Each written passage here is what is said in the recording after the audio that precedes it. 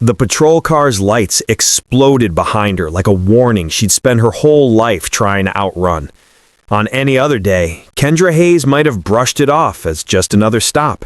But today wasn't any other day. Today was the day she became the chief of police, of the very department whose officers were now walking up to her window with smirks and swagger, convinced they were in control. They had no idea who they'd just pulled over.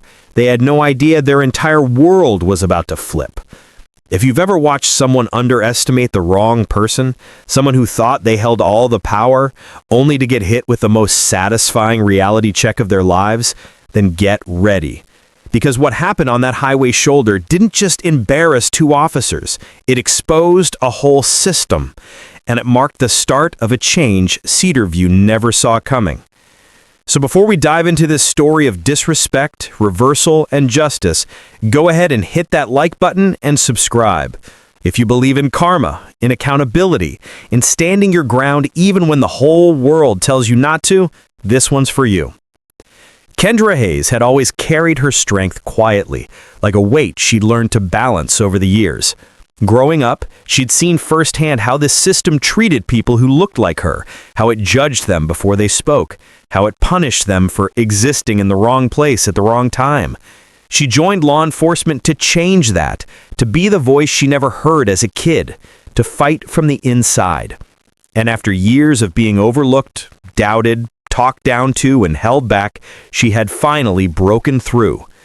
Today was her first official day as the chief of police in Cedarview, a town where change was treated like a threat and progress like an insult. As she drove toward the city, the early sun spilled gold across the highway. It should have felt like a victory lap, but instead, something inside her tightened. She knew the department she was about to lead had a reputation. Old school attitudes, quiet complaints from minorities, a history of misunderstandings that never seemed to get fixed. Still, she believed she could make a difference. But then the sirens wailed behind her, sharp, aggressive, unnecessary. Her fingers tightened around the steering wheel. She pulled to the side, the tires crunching over dry grass, and watched in the mirror as two white officers stepped out of the cruiser like they were preparing for a showdown. The older one walked with that practiced authority, the kind built on ego, not experience. The younger one followed with a face full of suspicion, already convinced she didn't belong on that road. She lowered her windows slowly, her heartbeat steady but alert.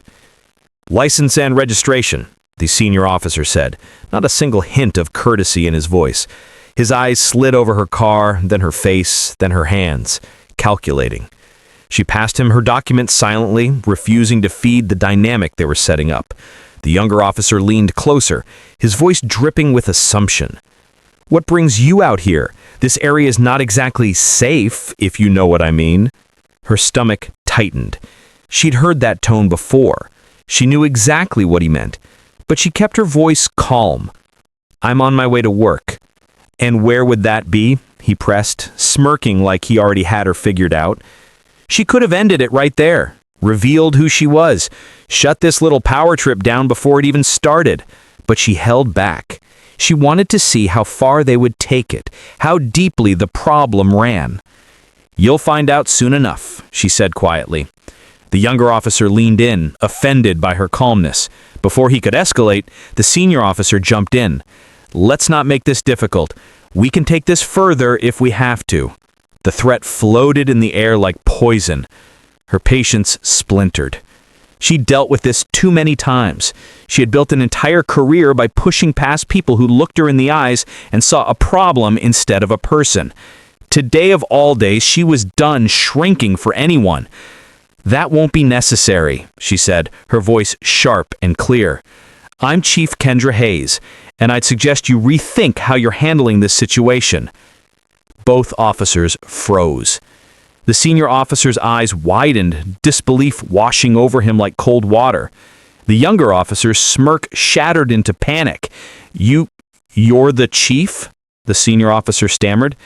"Yes, and I'd like to know why I was stopped, and why your line of questioning sounded the way it did." Silence clamped around them.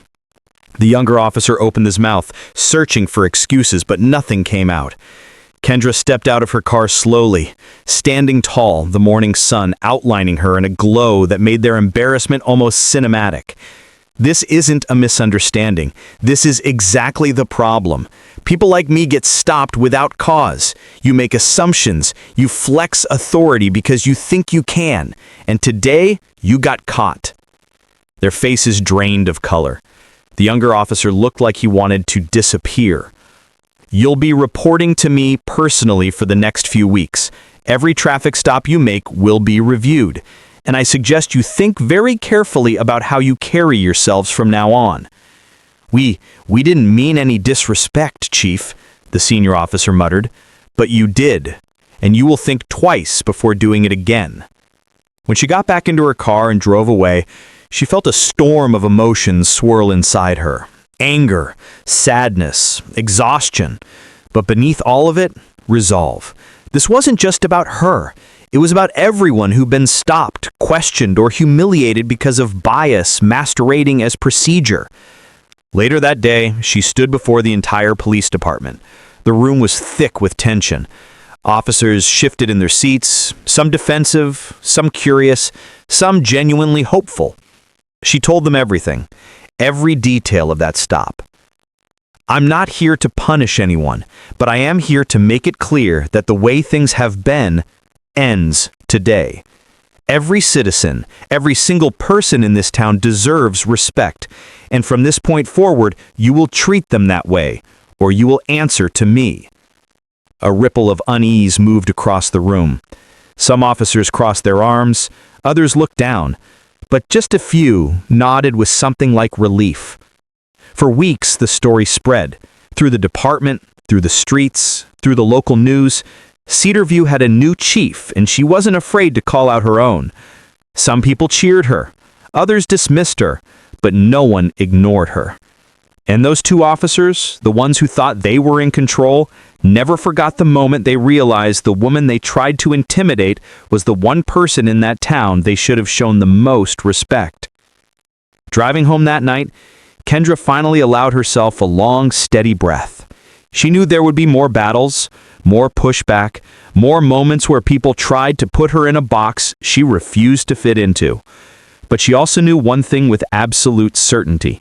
She was exactly where she needed to be, and Cedarview would never be the same again. If this story made you feel something, frustration, satisfaction, or even a little hope, go ahead and hit that like button, drop a comment telling us the most satisfying moment of justice you ever seen, and don't forget to subscribe for more stories just like this.